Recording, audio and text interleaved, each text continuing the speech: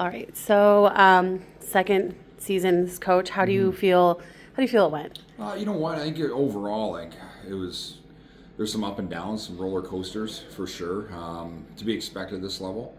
I think obviously got off to a great start, which you want to. As a team, you want to because it sets yourself up, to hopefully make playoffs, which we did for the second season. And I think that's a big thing here is we want to make sure that we make playoffs every year, and if we can go on runs, that's awesome. That's the ultimate goal is to win a championship here in Grand Rapids, not only for our team, our players, for the city, for the fans that show up, and again, fell quite short this year, but just gaining experience myself as a coach, gaining experience for our players, it's another big step. Yeah. What do you feel you've learned this season?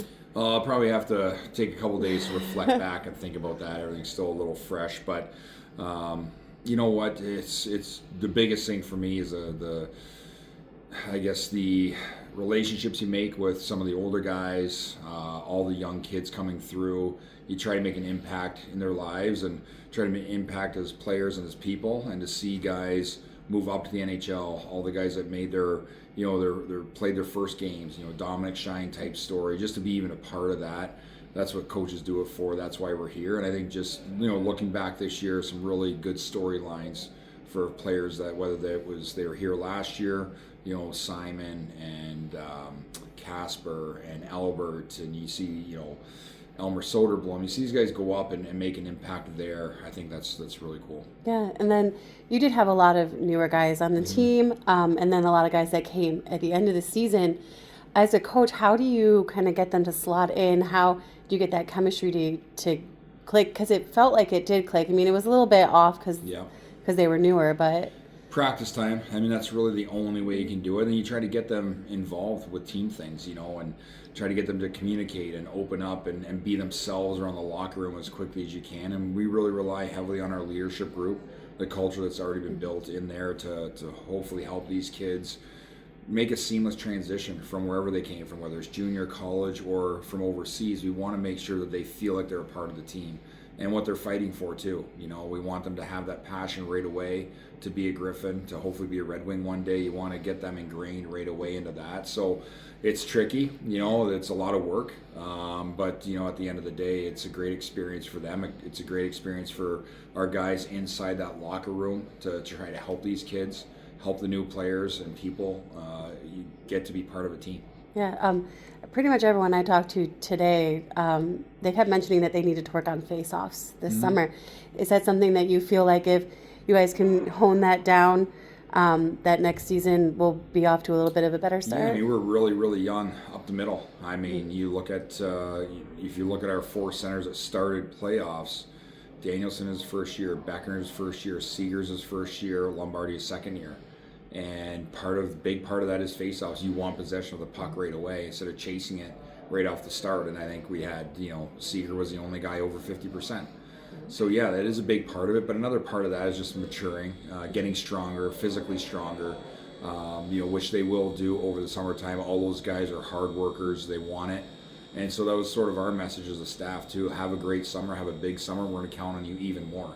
They'll be another year older, hopefully another year wiser when they get to camp next year. And I just think overall it's four young, talented centers that we need to count on next year. Yeah. So with them getting stronger, that essentially kind of helps them. I don't want to use a basketball term, but box out when they're No, it does. It just again their quickness. You don't get overpowered in the circle. I think too, it gives them confidence. You get stronger, you get a little more confident in what you're doing, especially in the face-off dot. So I think for those four guys, and even Emmett Finney is another guy. He's going to play some center next year for sure. They can look at Sheldon Dries, who came in the last game and played center and was excellent in the face-off dot. So they're going to have some help around them, but I do think that strength gives them that confidence to be better in the circle. Yeah, now kind of looking forward to next season. I know the roster is not going to look 100% the same. Yep. It never does, especially in the AHL. Yep. But with what you have and what could possibly be, do you feel pretty confident about what the future has to offer? Yeah, I mean, with the guys that we saw down the stretch, again, they gained that experience. I think for the guys that came over and got a taste at the end, whether it was playoffs, regular season games. It showed them how hard this league is. This is not an easy league by any stretch of the imagination. So for them to gain that experience, know what they have to work on in the summertime, go to work, put the work in. I like the mix of the young guys that we have now. Some of those second-year guys, third-year guys, we're going to count on them more. And then we'll see where everyone else slots in. If Watson and Shine and Dries are all committed and signed for next year, if they're not with the Red Wings, they're going to be here. And now we have some good leadership qualities with those three guys. And then depending on what else it looks like, I am confident that we'll have another solid team. Yeah. So now I just moved here from the Cleveland area. Yeah. And you still live? Yeah, I was going to say, are you still living there? Yeah. So what is it though about the Cleveland area that keeps you there, that you like so much? Because you were playing there. Yeah, it's my family. It's my wife's got a great job. My oldest daughter will be a senior next year in high school. I've got two other little ones ingrained in school. My wife's family is there, so that's the support system.